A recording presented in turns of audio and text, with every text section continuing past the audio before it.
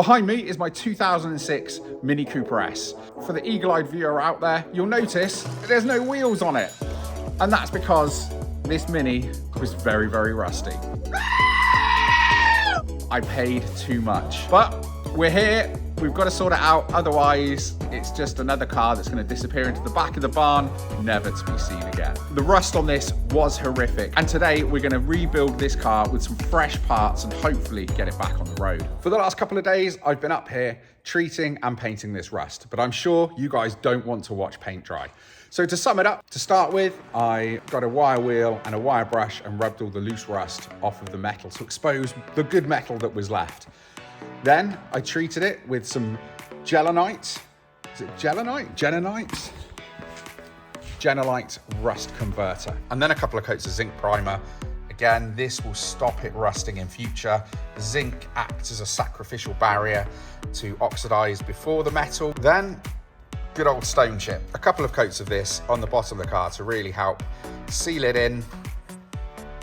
And last but not least, some red paint. Now, this could be Hammerite, Rust-Oleum. This happens to be Nitromors. It's a rust control paint. It's designed to be used outside in the elements, and it's red, so it seemed to make sense. And that leaves us with this. That's right, the underside of the car is red, treated, protected, and ready to be rebuilt. First things first, we need to... What are we doing first? We're going to do the subframe, aren't we? Brake pipes. First things first, we're going to replace the brake pipes under here because these obviously are rusty and bent and horrible. I didn't bother masking them up because we're going to replace them anyway. And in true barn fashion, we're using an ancient flaring tool in a vise that's on a bench, strapped to a trailer, outside in the cold. Then with them fitted to the car, it's time to fit the subframe and cut them to size. As part of this rebuild, I'm putting the R56 aluminium rear trailing arms on. They're lighter, but they come with their own set of challenges. Now, I bought a set of wheel bearings. Now you've got a couple of options. You can either go for R53 wheel bearings, because the car's an R53, or R56 wheel bearings. Either way is going to give you its own unique set of challenges. I went for the R53 rear wheel bearings. Now, the reason I did this is because they've got the same size bolt holes. That's right. So these are M12s. If you go for R56, they have M14 wheel bolts. So it would meant if I'd fitted the R56 ones, I'd have had different wheel bolts front to back, or I would then needed to have upgraded my wheel bearing for R56 ones so that I'd have M14 bolts all round. So keeping it original to the R53. Now, the problem with that is that these wheel bearings came with a set of bolts, which is great. So these are the bolts to fit the wheel bearings to an R53 rear trailing arm.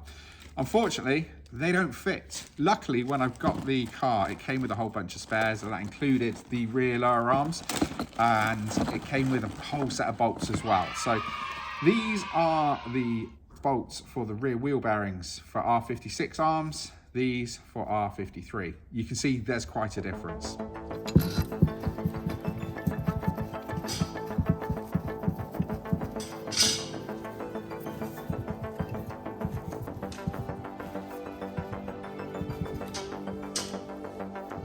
Well, I've been doing the rear wheel bearings. Sam's got the anti-roll bar fitted up, and then we're going to put the rear, they're not rear trailing arms, are they? They are the rear control arms. We're going to put the rear control arms in. We'll jack up the tank into place, and then we'll fit the straps to hold it in. Right, so we've got the subframe in, we've got the fuel tank in, we've got the new brake lines on, we've got the upper rear control arms and the anti-roll bar in. This is starting to take shape. We've got a set of adjustable lower rear control arms for Max Speeding rods. So as we look in the box here, now obviously we need to adjust them to the correct size for the standard mini arms. So what we're going to do is we're going to use the standard control arm. We're going to put some bolts through one end, and then we'll adjust it so that the eye for the other bolt hole lines up. And once we're happy that we can slide bolts through both holes without any effort whatsoever, we know that they're the right length. Now for the suspension for this Mini, that's right, you guessed it. Our friends at Max Speeding Rods have sent us their latest set of T6 coilovers for the Mini R53 platform. Now, they've spent a lot of time developing these coilovers to make them better on each generation. And I got to say, the look of these coilovers looks absolutely amazing. They're a lot better than the set we had on the Mark II Golf, which really was their budget entry-level set. These look a lot better. You can clearly see they've been completely redesigned, and they're made from sort of more premium materials as well. They also come with 24-way adjustment on the dampening as well. It takes me back to having Koni adjustable shocks on my Mark II. But as you can see, we can go fully soft or fully hard, depending on how the mood takes us. Obviously, being coilovers, they're fully height adjustable. So that should help us set this up, not only to tackle some B roads, but also for some aggressive track day driving as well. We're gonna get these fitted to the car. Once we get this car on the road, I'll be able to report back and let you know how it handles. So while I've been rabbiting on about the suspension, Sam's been securing the heat shields underneath the car, and it's time to get these R56 arms installed.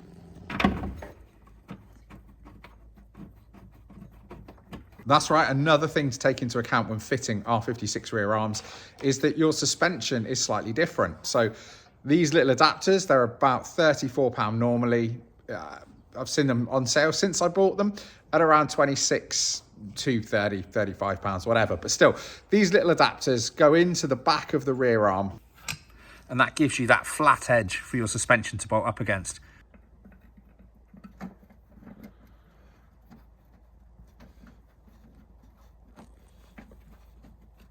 Right, it's getting late and it's getting cold. It's about 2 degrees up here at the barn at the moment. So let's have a quick look and see what we've got done. There's a couple more bits to finish off, but I think we've made some really good progress on this today. We've got both rear arms on with the new wheel bearings, new drop links. We've got the caliper carriers on. I've fitted brand new bolts to that. A lot of this has got new hardware. We've got the upper control arm and the adjustable rear control arms in as well. We've also got poly-bushed rear arm bushes. And of course, we've put the tank in, we've put the new brake lines in, we've put the heat shields back in. So we've made a huge amount of progress, but I think the light is getting away from us now. There's very little left to do to get this ready for its MOT. So looking at it, we've got to fit the front coilovers, we've got to fit the new stainless steel exhaust from Milian. We've then got to fit some new rear discs and pads to the back as well, because with all that new hardware on there, it just feels wrong fitting those crusty discs and pads to the back. And of course, I've got to fit some new top mounts as well. I felt really dirty putting that coilover in with used top mounts.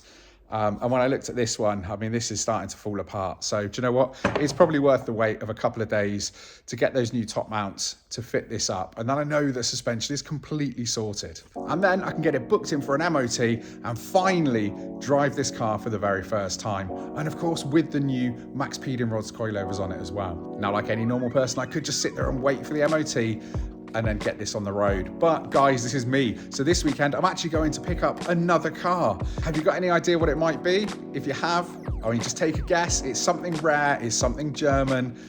Leave a comment down below. Let me know what you think it is. Monkey your band, because you know what it is.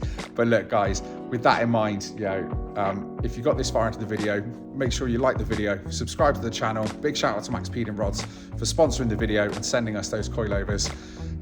And guys, thank you for watching, and I'll see you on the next one.